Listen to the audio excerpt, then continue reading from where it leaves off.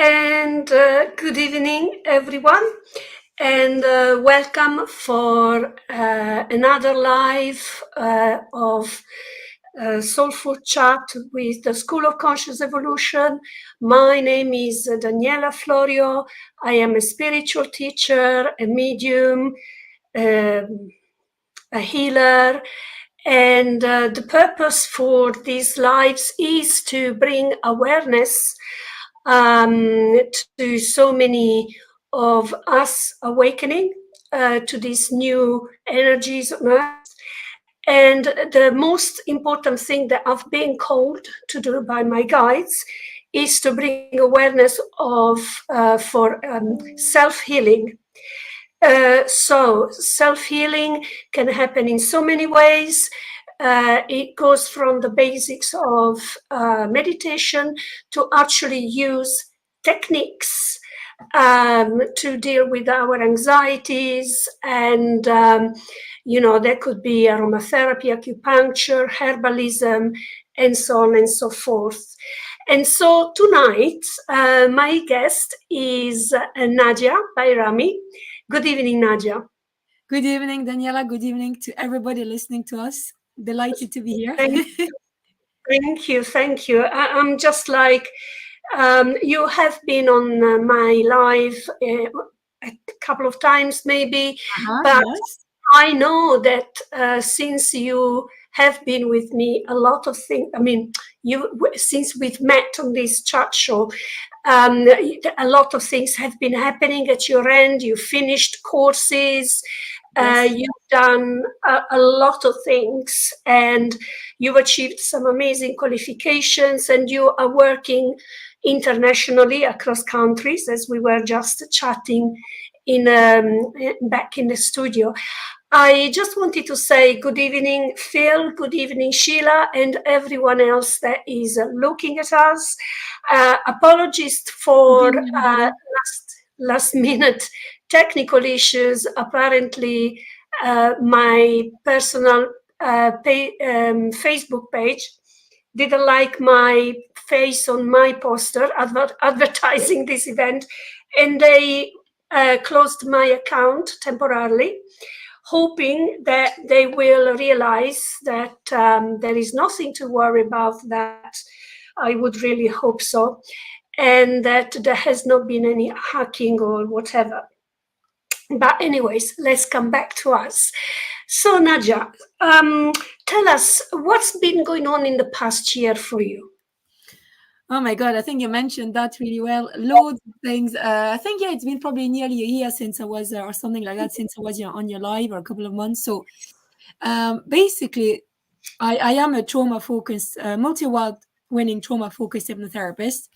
I'm a mind coach. I'm a medium as well, and I also do mediumship mentorship programs, Reiki master, and a certified grief educator. And the last year now, I have been training to become an end-of-life doula. And I'm now, it's been actually an intensive training in an accredited school in France, which is quite unique to have an end-of-life doula training accredited in a country, like a training organization. And I am now graduating in June. So this is finishing now. So that was my big my big focus. Congratulations! I don't want to say congratulations too much in advance, but I know that you've been flying through it. Yes, absolutely. So that was took quite a lot of time as well, and let's say opened my awareness, really expanded the way I see things as well. So it was as much as a professional a milestone as a personal one, because when you do mediumship, you already have an amazing awareness connecting the two worlds. But when you also work with people end of life, it gives you again another understanding, another awareness, which is very complementary. Yeah, absolutely. And for the ones of you that are joining us for the first time, I just wanted to mention that Nadija came to follow this career because she herself experienced a lot of grief, and she lost a lot of loved ones in her life, and that opened up basically the door to her career, basically, and it went from strength to strength. And so Nadja, in terms of, so let's take a step back because you are a counselor in grief, okay? It's grief educator, sorry, grief educator. It's not grief counseling. So it's yeah, I train in America online, but I'll explain later on what it is. It's slightly Okay, different. Yeah. okay, absolutely, yes, yes, absolutely, because for the likes of me, that to us, like counseling meaning getting Mhm. help, but then obviously, as you say, there is a difference. So we're gonna get to Slight that. difference. Yes, So, yes. so yeah. So, how, what is, say, for instance, recently, one of my followers said that she's not with us tonight, but she mentioned that her daughter-in-law died of cancer, and that she wanted to be obviously close to her son, because obviously he was struggling to accept the death of his partner and wife. Is there a tip that you could provide to people such as in that context and situation to help their loved ones Yes, in absolutely. So grief? Because obviously that would have affected her as well, because it would have been her relative too. But you yeah. know, what could this mother do for the son, basically? And that's what I was gonna say. It's indeed she's obviously the person who would like to have a few tips to help a grieving person, in this case her son, but she also is a grieving person as well, you know. Yes. So basically, if that's okay, I would just like to talk about the 6 needs of the grieving. That's very important to me. There's like somebody in grief has 6 needs. The first one is to have your pain witnessed. Second one is to express your feelings. The third one is to release the burden of guilt. The fourth one is to be free of old wounds. The fifth one is to integrate the pain and the love. And the last one, the sixth one, define meaning in life after loss. And why am I talking about this? Because when we want to help somebody in grief, if we just have a basic understanding of the needs of a griever, it makes a difference in our approach. So I'm gonna focus on the first 2 needs, which is really to have your pain witness and to express your feelings. And when, for example, in your listener, this lady who lost her daughter-in-law, it's very important if we want to help somebody, especially somebody so close to us, first of all, to create a safe space for them to have their pain witnessed. To really, by that, I don't mean that, oh yes, my wife died and I'm in tears or I'm crying or I don't feel well. It's really for the person who wants to help the person in grief to create that safe space and tell the griever, I'm here for you. I understand your pain. I acknowledge your pain. I know what you're going through. And believe me, just by that, because grief is brutal, you know? So Mm, just by having somebody acknowledging your loss fully and, you know, just saying it, makes already a big difference. It doesn't seem to from the outside world, because you know, from when you're on the outside, you still see that in this case this lady will still see her son grieving, obviously, yeah. because there is no timeline in grief. But just by in the brain, by allowing the person to have their pain witnessed in that safe space, that already opens, you know, uh, the opportunity and the space for the son, for example, in this case, to open up about his grief in his way, in the way he wants. But at least he knows the option is there, that his mother is there for him. She has acknowledged the pain that he is going through. Because believe me, I've been working with a few people, with grief education and support, and not like most of the time, most of the grievers uh, did not have their pain witnessed. People would just pay the condolences, but that's it. That doesn't just mean you have your pain witnessed. What we mean by allowing somebody to have their pain witnesses, to really create that safe space so they can open up about their pain. Because your pain is very intimate, you know, and Mm, when you're the right person, when you feel comfortable to open up with somebody, that's your first basic need as a griever met. right. That is so beautifully explained and very very clearly. So explain to us now the difference between being a counselor and your specialty? Now, that's interesting because obviously I'm a therapist, so I'm an hypnotherapist, and now counselors have different accreditation. You know, they have like different masters, they have like a clinical background sometimes, a clinical supervision, and it's slightly different in a sense where we don't have the same amount of studies as well. I studied in therapy, but not in psychotherapy or counseling. So it's an Right, accreditation, an accrediting body, and the number of years of study and the specialty. So this is right. what the difference is.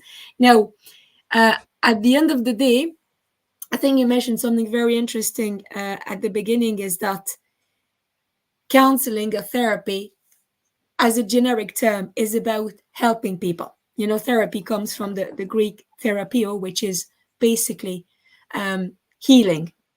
Mm. You know, so we come from that place, but there is an accreditation and number of years of study in the specialty, which is different.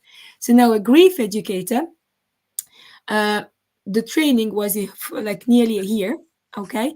And the grief educator and what we call grief education and support, we will obviously help people, assist them to navigate the rocky terrain of grief. So we will put the griever at the center of, you know, the work we do, and we will create that safe space like, you know, counselors would do as well.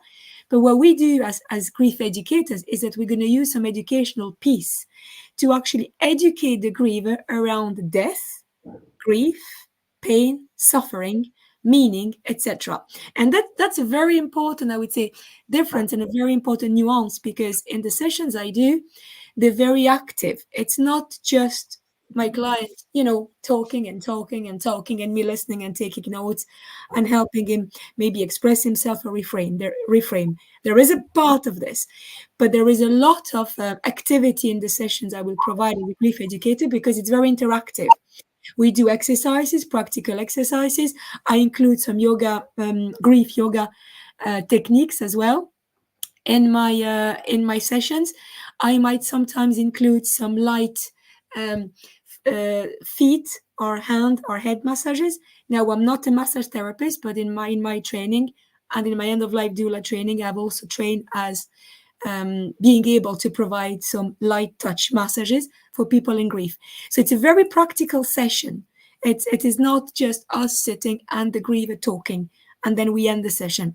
It is also me as a grief educator challenging, and this is, I always say to people, don't shoot the messenger, but challenging also the griever, for example, when guilt is involved, you know, to bring the facts back, especially let's say there is a traumatic passing where somebody who would have passed, you know, by suicide, for example.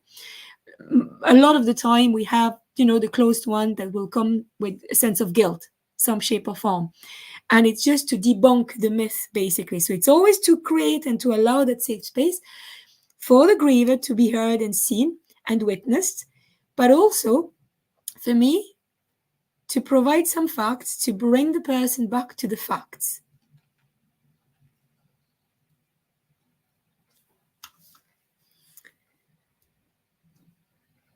And I think we have lost our host. Maybe because I speak too much.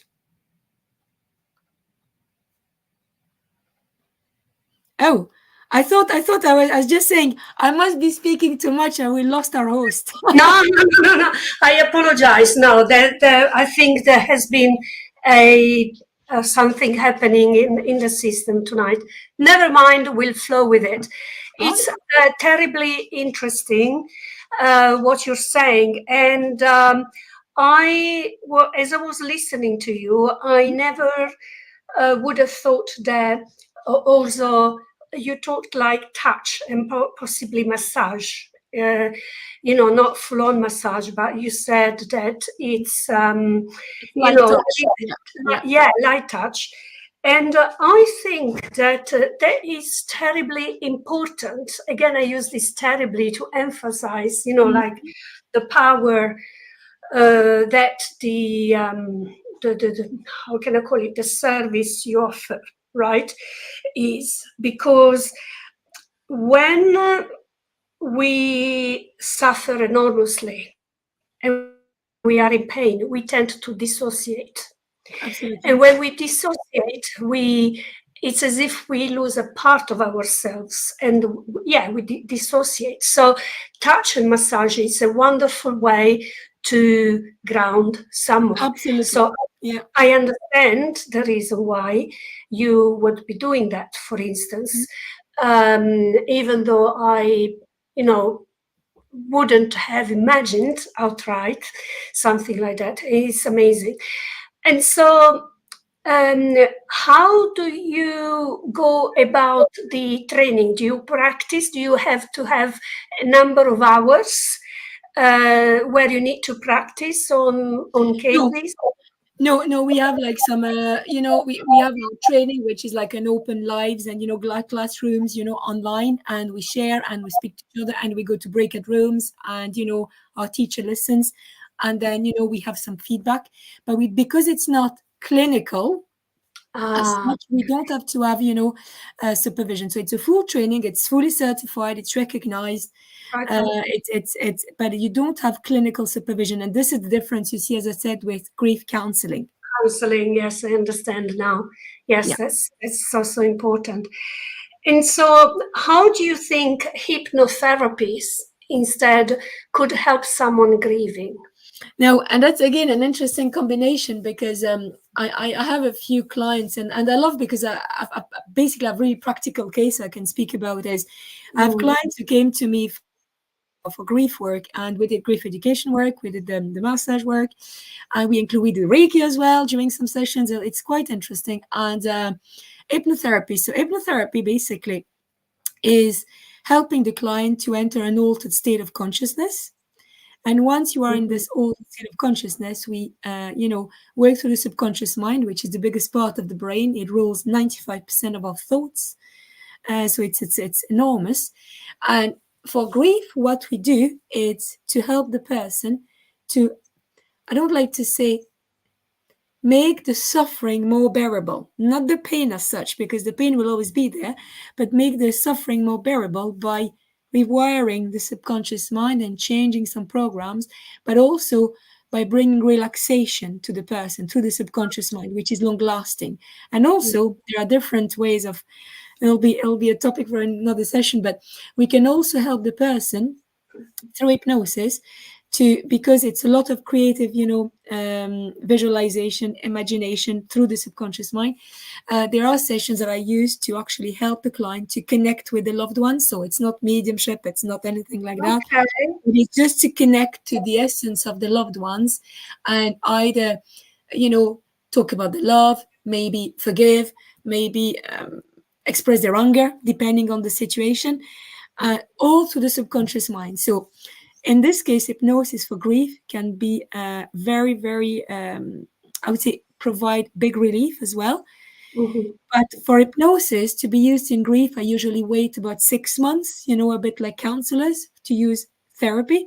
Now, this is what the difference is also with grief education and support. You can come at any time.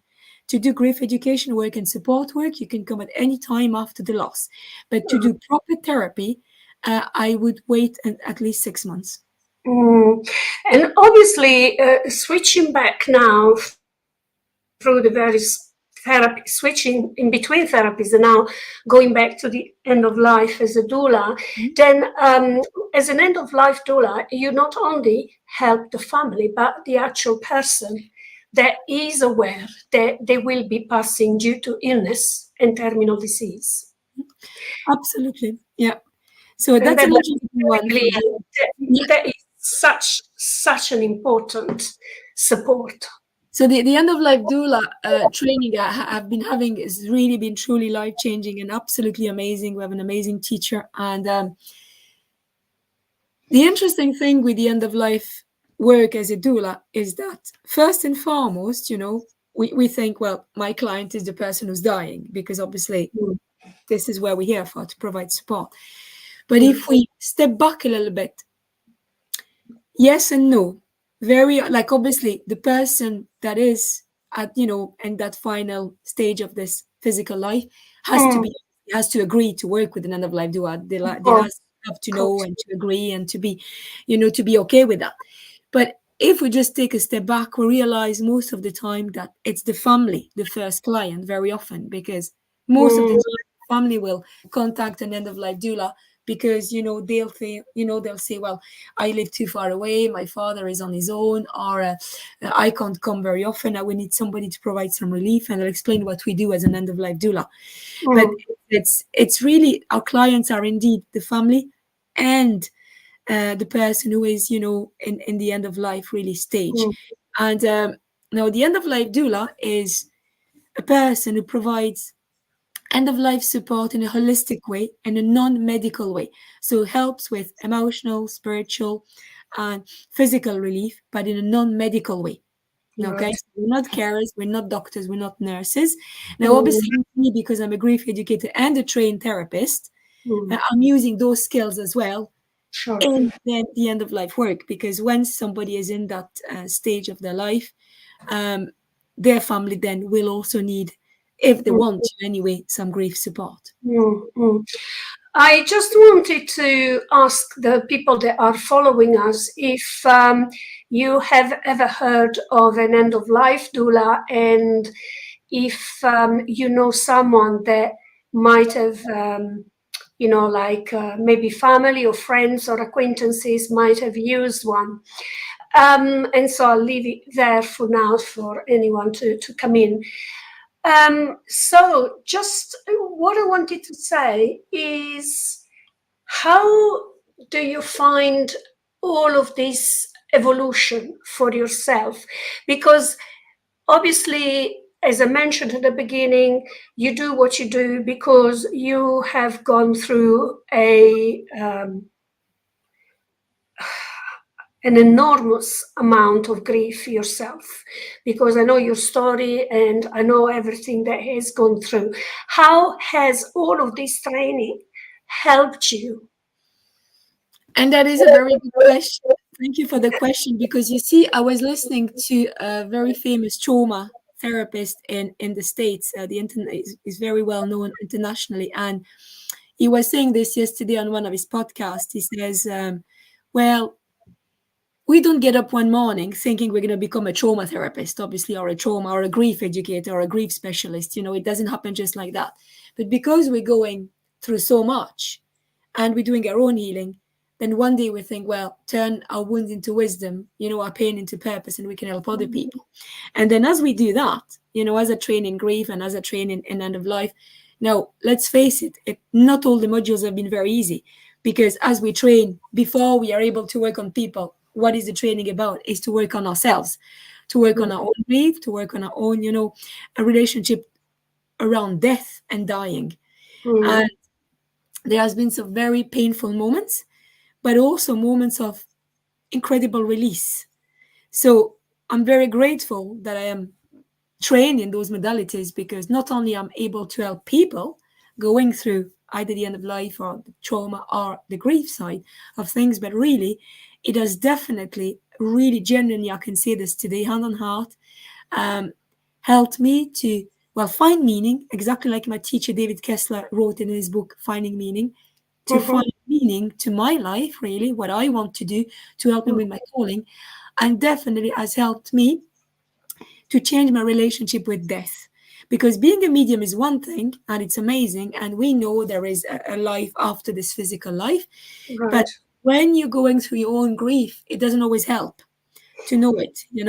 So because we're still people, doesn't matter if we're medium, we're Yes. people, we're humans with our human emotions. So it has Mm, been life changing for me to change my relationship with death. Like in the past, for example, I would have been never able to go to a funeral, because my best friend, when she was 16, took her own life in front of me. ah, So since then, that was one of the last funerals I went to, and then to my that I went to one later on in life. So that was just an example to say that mm, mm, it changed my relationship to death, and I am able to go to a mm, funeral. I'm able to go to mm, a funeral home, which in the past, obviously now being an end of life doula, I do anyway, but I would have never been able to do that if I did not have those training, actually, to be honest. yes, yes. So it is so true that a lot of people. Um, so Phil is talking about like that I interviewed Sue. I don't think Sue is an end of life practitioner. Phil Shaw Yeah. is saying that I have interviewed someone else as end of life practitioner. That wasn't Sue. It was someone else now.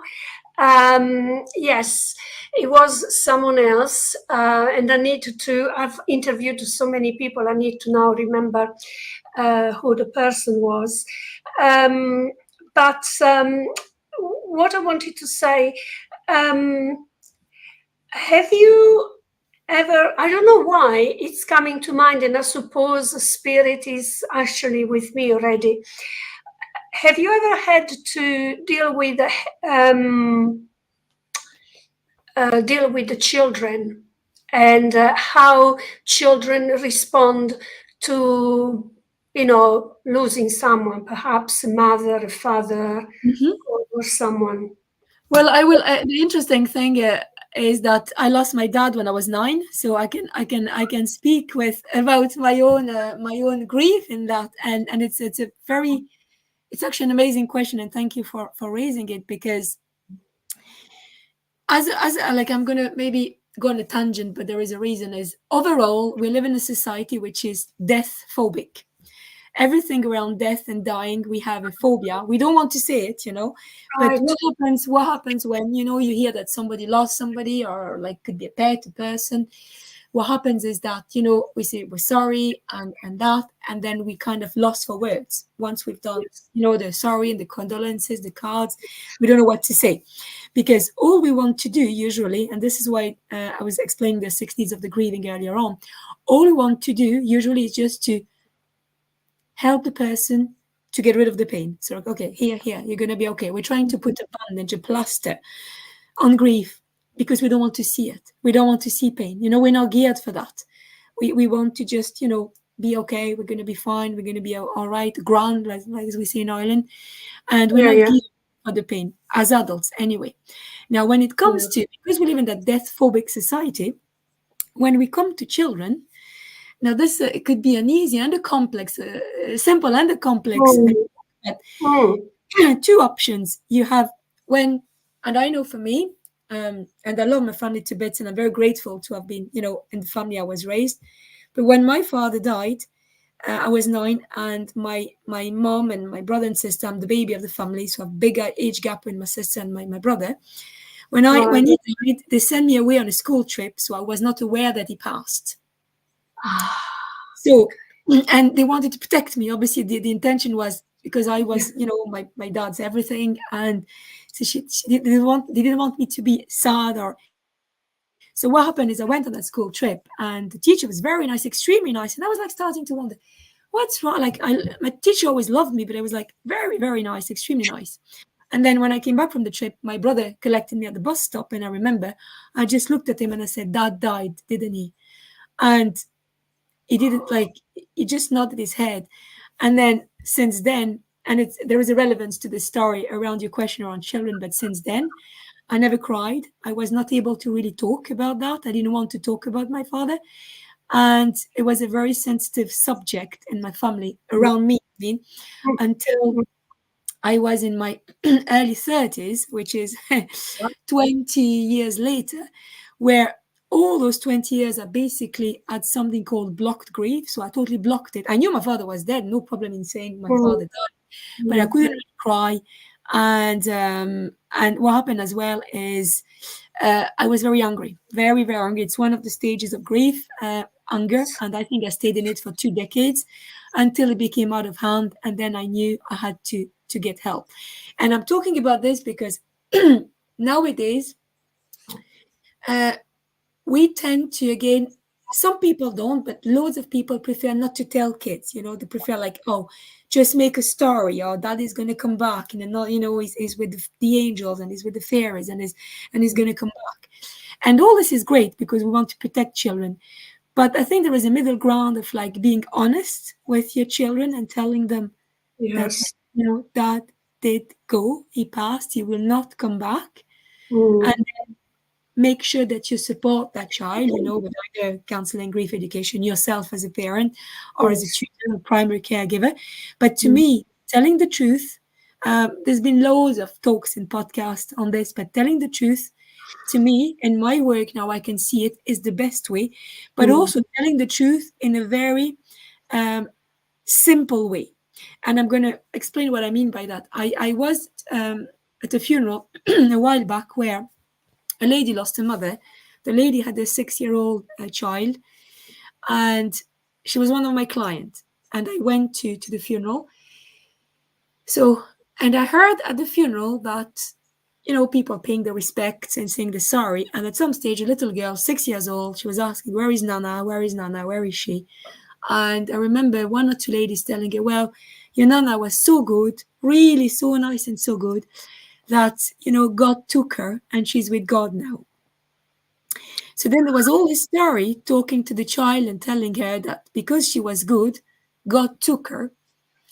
And then this client brought the child to me uh, because she was telling me that then that child started, with a very nice child, but started to have behavioral issues. As we started to work with the child, with actually therapy, hypnosis and play therapy, through hypnosis, the child told me as we started to connect on a therapeutic point of view, she said, "Well, I don't want to be nice. I'm not going to be nice anymore because if I'm nice, God is going to take me away from my family." So what I mean by that is be truthful with children in a Mm. simple, basic way, and also making sure that they get all the support they need and get their questions answered. Because depending on the age of the child does not have the same way of thinking about death than we have. Yes. No, So no, hopefully that definitely. helps and answers the question. I went on a tangent, but on purpose. Yes. Yeah, no, no, no, no. I mean, I really loved, the example you've given, because that's exactly, what you need. And, every child will be different, but at the same time, they do perceive reality in a different way. Yes, And I, feel that we all need, and we will all need at some point in this life, to have a bit more awareness of how to deal with grief. And as you say, when it happens to us, you know, I mean, something really simple, but like when I was about 18, it wasn't a human, it wasn't my dog. But and even being my doggy, I mean, I did lose my grandma, but I kind of came to terms with it mhm, because I was in my 30s. It was different. But when I was 18, 17, I was still like almost coming out of teenage years. mhm. So, and losing something that I was so close with, it was probably the very one of the main losses in my life. I had one at the age of 14 as well, and he was a school friend of mine, Mhm. and that shocked me quite a lot. But you know, it's And sorry interesting to hear how. about your own losses. Yeah, Yes, thank you. But the thing is, like, listening to you and your explanations, and with the hindsight, I feel that yes, age and maturity will make an awful lot of difference in the way we process uh, absolutely. death, because in midlife, we understand that, you know, I always say, from my perspective, once I finished dealing with bringing up the child, my child, or the children, people generally speaking, you go back to back literally with your own elderly parents. And so the mind goes there every so often that one day, it will happen. And so is there actually, at the back of this, is there such a thing as grieving before knowing that someone needs to go, like in older age? Because this is, for instance, what I'm thinking, like my dad, 35, so Yeah. how can we work around that, for Now, instance? here it's again very. I love your questions actually tonight. It's super interesting, and I'm really enjoying being part of this live tonight. So there is something called anticipatory grief. So it's Right, basically now. Usually we use that word if I'm like, hopefully I put that right. When we, for example, when people have, let's say, Alzheimer's or dementia, right. and feel that right, they're going, like they're Mm, going, or when they have been diagnosed with a incurable cancer, and then when you really know that right now, I don't know how long this my loved one is going to live, but I know they're going to pass now far yeah, before what I thought. yeah, yeah. And anticipatory grief, that's the word that we use, Mm, is there because we start to actually think of the death of that person before the death happened. And when it comes to our elderly, parents or caregivers, it is a bit similar because, as they're getting older, and because we know that technically the physical body cannot really very often live above a certain age, we mm, start to forecast, we start to think of it, we start even to maybe plan, we start to prepare ourselves, of like how, of this happening. Obviously, again, if we go a little bit further, obviously to protect ourselves as well and to be mm. as to be prepared. But we're never really prepared, are we, to lose No, someone, no, no, So no. that's anticipatory grief, and it is a type of grief, as I said, mainly when you physically know that somebody will pass due to a diagnosis, or due to when we're losing the person with as I said, dementia or Alzheimer's, Mm, because we have that they're not the same people anymore. We don't recognize, and they don't recognize us. We don't yeah, know where we think they're not the same people. But yeah. also for our parents, it is we're anticipating the grief. And one thing that I love that my teacher David Kessler used to tell us in our training at the time is like when we're talking about anticipatory grief is, guys, don't bury people before they're dead. That's so true. That's my dad. I love to bring a bit of humor because we can talk Yeah, about death and absolutely. dying with also a little bit of humor. It doesn't have to be doom and gloom. It's so funny because that reminded me of once what my dad said when he called me. He said, "This is your dad. I'm still here." I'm not Exactly. gone, and he has his own sense of humor as well, isn't it?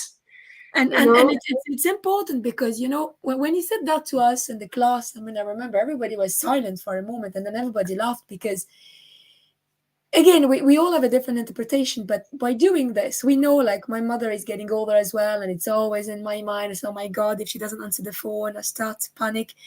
She's 79. Thank God she's okay. But Yeah. what I mean is, grief when we are going through the actual loss of a loved one, or we talk about death today, but grief is Right. not necessarily death, but we Mm. grief already robs us from a lot, when it really happens. So Yeah. what I can sorry, maybe tell people, the audience and people who listen to us and in the replay and later on as well, is that don't let yourself be robbed of the good times you still have with the people while they're here. So when the mind goes into this anticipation, which is natural, try to ground yourself and to bring you back to your center and remember that they're still there. Because Mm. when the death happens, when the loss happens, I mean, as we know, there will be hard times, and as I said, grief will be hard enough when it happens. Mm. So True. let us not bring it closer, to us.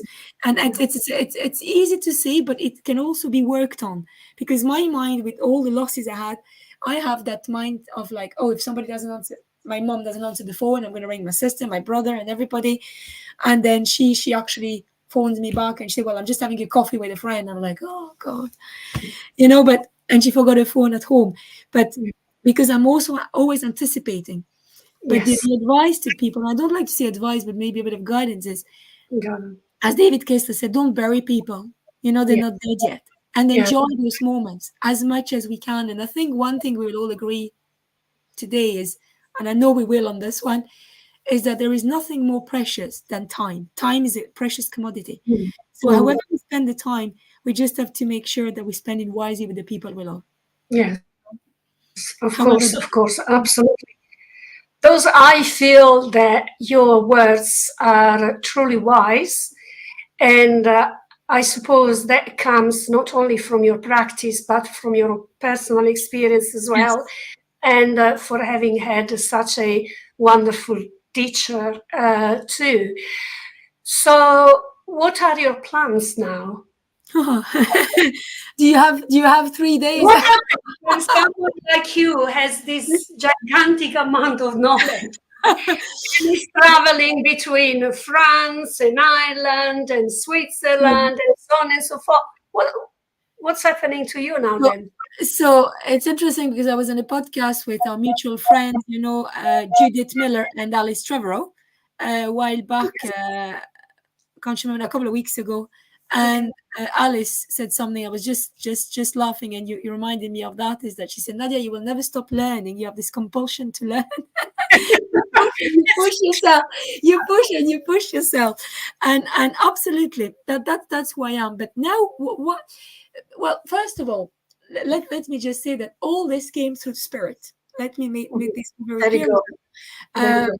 I think it's important to maybe mention this in my path is that yes, my personal life, and when I had all this anger and I had my health issues, I had brain surgery and all that, and when I knew that the anger because of my grief was becoming out of control, I found a very nice hypnotherapist in France who helped me with my issues and all that. So I'm still working with her now after a break of 7 years for some other mindset shifts. But Yes.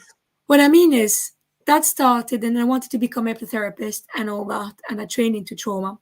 Then the mediumship came a long time ago, but I really acknowledged it when I came to Ireland.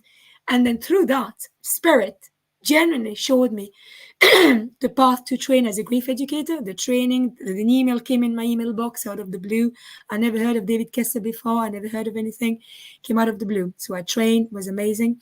Then about a year and a half ago, or like over a year ago, I was on holiday in France and I was at my mother's and I was just getting up, waking up, and I heard my father now in spirit tell me you need to become like an end of life practitioner. And I was like, oh my God. And to make you laugh again, I said, okay, I'm single. And I said, not doubt, how am I going to find somebody suitable if I tell them I speak to the dying, to the dead? And I said, come on, Dad. So that's a bit of a joke, but so it was led by spirit, and the school I found in France was again the way I found it was amazing. um, Mm. Random search, but there is nothing random, and that school, the only school accredited in France, is Mm. actually next to my mother where I Wow. used to study. So again, just I wanted to mention this because all those Yeah. modalities, I didn't think of studying them really, but the spirit world has led me to what I'm supposed to be doing. Yes. So, and because Yes. it's very comprehensive, isn't it? When you're a spiritual medium, when you're a trauma therapist, and then you do grief education, and then for grief support, and then you do end of life, it's actually, it's becoming full circle now. Yeah, that's correct.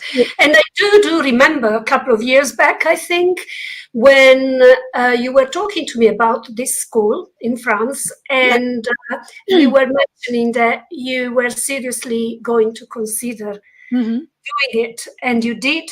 You are coming through it. You're about to finish it. I finished. I've done my thesis. There is a thesis actually to write, so I've just submitted it. So yes.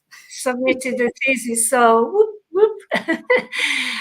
Oh wow, how amazing, how amazing. And I'm just thinking one point that you brought up, which is very important, which is what I want to make aware I want people that are following these Mhm. lives to become aware that all of the spiritual people that I have had on my podcast who are also professionals into some sort of healing art, Mhm. and so on and so forth, like in your case, for instance, with end of life doula and so on. That is something that waves in and out of our lives by aligning us and aligning to us and aligning our lives to our true north. Correct. And when we say when we say, when people ask me, where is my true north? What am I meant to be doing? That is, it's not an easy question, because sometimes you will find it. I mean, you could tell people, but the truth is that once you become awakened to the signs of spirit, and you can see events that are happening in your life from a higher perspective, then you can put 1+1, and then you can understand what your true path in North Pole Yes. now is. And this is exactly what has happened to you. So, and when we talk about being mediums or working with spirit, it's not limited, let's put it that way, to us giving messages to others. Correct. And I always say during my classes or workshops as well, that the most important thing of the connection with spirit is our relationship and what we learn to the connection to spirit, what they tell us for us to guide us, rather than helping others, because that's probably the next step forward for some people, not for everyone. Mm-hmm. So I always say, try to develop your own sixth sense, for instance, because that will always guide you to the true north.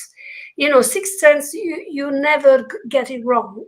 Okay, you will never make a mistake with that. Absolutely. And then I always say so many times, like, when like you had this inkling, but then you follow the logic, and then you go, oh, and then it goes wrong. I knew it, the usual sentence, I knew it, right?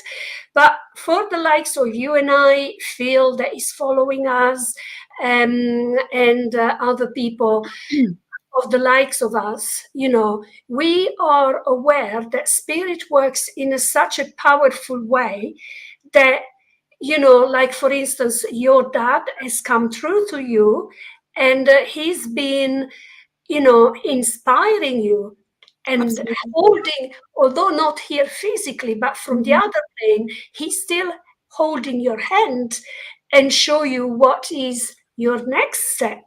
Mm-hmm. And so, do we need to fret about, our future? Probably not, No. because we will know in due course. We rest assured that we will get to know. And when I do readings, for instance, I hear people say, oh, I've been stuck for a while and I don't know what to do. And I say, like, you're stuck for a reason. Yeah, and I love You're stuck. that. Yeah, I love what you say, because what you just mentioned as well, it's very interesting, because as mediums, obviously people have that. Again, that could be another podcast, because otherwise we'll talk all night. But as mediums and psychic mediums, spiritual mediums, we're expected to just give messages and to tell them what's going to happen and where they're at. And yes, we'll help them. First of all, not with fortune telling, because as we always say, we're not fortune tellers. If we knew, we would have not, taken all the path we took ourselves. But even though these paths helped us to be who we are today. But the thing is, with mediumship, the important, for me, the way I see it is, it's like the secret ingredient to my life. It's what it's like binding everything together. And I think, thank you, Phil, for all your compliments, and thank you for saying as well that we are blessed to be guided and inspired by spirit, because that's true. For me, my mediumship is first and foremost the same way as you did, Daniela. I say to my students at the workshop is, start to work on your senses, on you first, because mediumship is to help us being better humans, getting to know us, the spirit within. And then with that, we can help other people. But mediumship, yes, it's the proof of, the life, continuity of life after physical death. But that's what I love about your school. And I think when we spoke about your school as this intention as well, the School of Evolution is a conscious evolution, is to bring people to another consciousness and to understand that. Oh, sorry, my cat. This is when you're live. This is when you're live, this is what happens. She wanted some attention. Oh, we love pets. We love pets. She's my baby. But what I mean is, to bring to make people understand that there is it's not just, oh, give a message and yes, I have your auntie, your grandfather, and this how they passed, and we have Yes. to expand our awareness. And I think this is what Right. mediumship does. It helps us. So when we have questions, we get Yeah. answers. And you're right, if we're stuck, we're supposed to be stuck for a moment. There is a reason, you know, Yes. and we need to listen to that by practicing going within, sitting at Exactly. the shower, doing whatever works for us to Exactly. reconnect. Because I can actually now bring this back to death as well, to everything. We live in a society that is amazing, loads of evolution, but we're totally disconnecting from ourselves. We're Yeah. numbing out with social media, with games, with everything, which is great. This is great. But Mm. to have all these tools, but we have to relearn to come back to ourselves within, the core self. Correct. Absolutely. And this is the difference between, so for instance, Phil was talking about Mhm. this being stuck. It's for us to let go of the self-imposed safety net and to think Yeah, out of the net, and the fool in the tarot. And it's quite true, because when we are stuck, we somehow we need to let go of something, isn't it, effectively speaking? absolutely. And then we need new beginnings. We need to become aware that there are different ways of going by life. And this is, as you rightly said, Nadia, this is what the School of Conscious Evolution is. Um, I know that people might think that the school is something a bit too disciplined, but it's actually not. It's more to do with um, teaching people who want to listen, and they are awakening, therefore, that in how many ways can they learn to navigate life, because life will never be easy.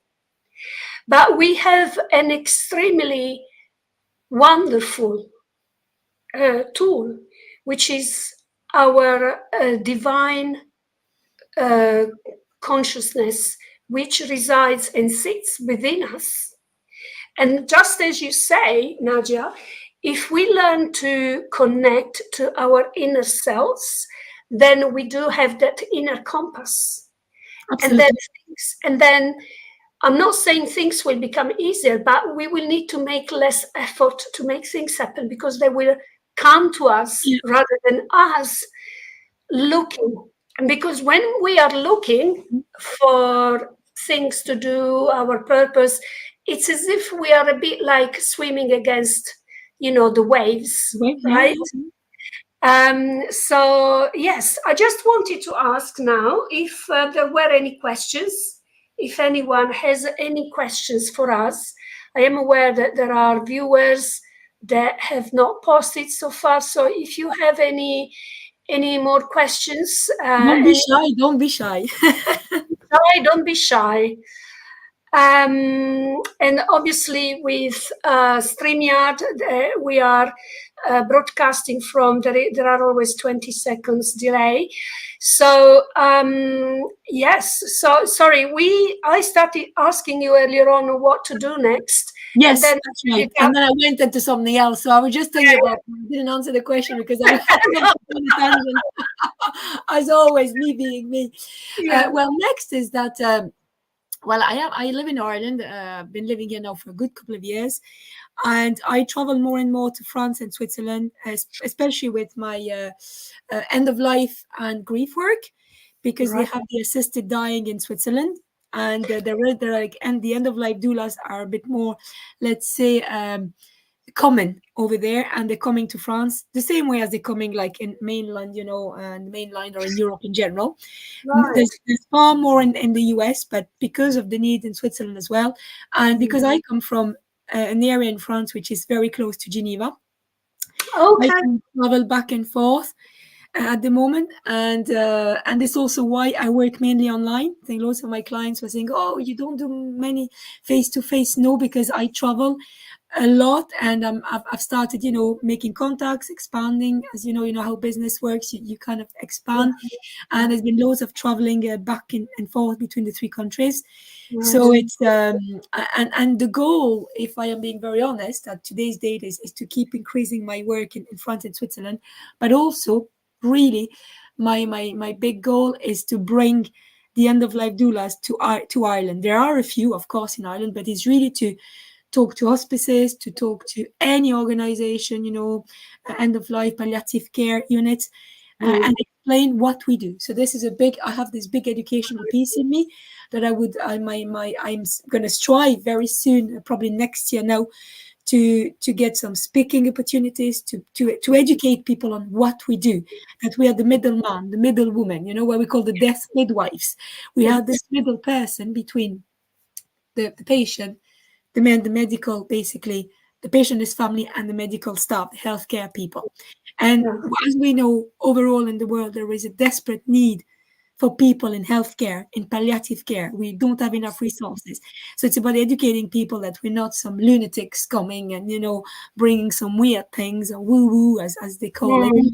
But it's really to bring some, down to earth, advice and help, and pragmatic help, in a holistic way, really. So Yes. this is my dream now, and I'm going to probably end it on this, is to build. I don't know how this is going to happen, but it will, because everything I've thought of, I made sure it happens. So I don't have the deadline or the timeline, but it's to really create some dying like at home centers. So I would like to open one in France, one in Switzerland, one in Ireland, and it's very ambitious, but it's like very small centers when there would be like a daycare for trauma and therapy work, and also maybe a couple of kind of rooms that would be Yes. dying Yes. like at home, where people could have all the healthcare and everything needed, Mhm. uh, to die as if they were in their own home and not in hospital. So there you go. A And lot. as you say, there is nothing wrong with dreaming, but my question is, after all of these trainings and qualifications, it comes to mind the question: is that it? Oh my God, No, I don't know, no. because my brother asked me the question yesterday. He said, "For God's sake, please tell me I'm not going to get in another training," because I was telling him about something else. And he said, "Please, God," said, "I'm going to talk to mom so she can talk sense into you." And I said, "Well, I'm 42, so let me be." But he said, "No," but he said that in a very compassionate way, in a sense where he said, "Take some time for yourself, breathe." So what I'm Yeah, going to do from now, to be honest, I'm not going to train into anything new except my CPDs that I always need to do, but yeah, until probably at some stage next year, because I really want to focus on expanding this end of life and grief awareness. yeah. Uh, I'm on a mission. I'm a woman on a mission. And I know that you have so much to give. I know that your idea will be much more than just that. And the one thing I really wish you from my heart is a lot of success, because your success means for many people, you know, someone that is able to offer them the comfort, the perhaps of upliftment, and the guidance they so badly need, um, in grief, but above all at the end of life. Mm, absolutely. Yeah. And Nadia, thank you ever so much for having been with us tonight. Thank Um, you. Thank you for having me. and thank you, everyone, for having been with us. Thank you, Phil, for having been Thank an you, Phil, because your words are amazing. Thank you for your support. And as I said, it's co-creation. We have to remember we're co-creation. co-creating. So yeah. Absolutely. I know that there have been other people watching, but Phil has been the one commenting. So I just wanted to say thank you very much. And next week I will have Miguel Gonzalez, and from the US, and he is a trans speaker, and he is a spirit artist. And I hope that for next week I will have my Facebook main page sorted. If not, we will have to come back to here again. Nadija, I'm sure that next time you will come, you will tell us all about your new project. Hopefully not a new training. I need to focus. So thank No, you. I was talking about you. I was talking about you have opened already one of your centers. That's what I'm Well, talking about. I'm telling you, yes, I am like I'm on a mission, so I don't know where, how, but things are coming together, Well, and with the well. help of spirit, I know I'm So going to be right on the right path. Thanks again, Daniela, for having me, and thank you everybody for listening, thank and everybody you, on the replay as well. Thank you. and to you, and to everyone, and thank you for joining Take us care. Bye again. bye. Bye bye. Bye bye.